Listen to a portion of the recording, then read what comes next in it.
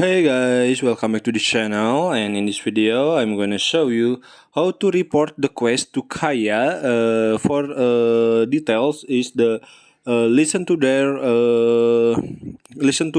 report from the Guild of Adventures, and now you can report it into Kaya, okay, on the Genshin Impact mobile. So without any further ado, let's get started.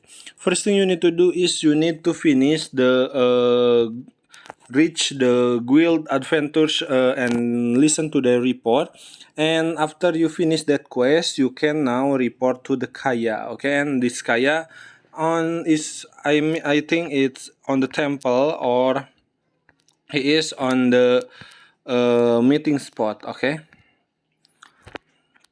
If you're already done with the quest, you can report it into Kaya, okay, to Kaya like this. You can also climb the wall like this to make it fast. And until you find Kaya like this and talk to Kaya. So here it is. I hope this video was helpful for you guys. If you like the video, you can like, comment, and share, and also subscribe to this channel. You haven't done that already. And if you have a question, you can leave it in the comment section down below. Thank you so much for watching, and bye.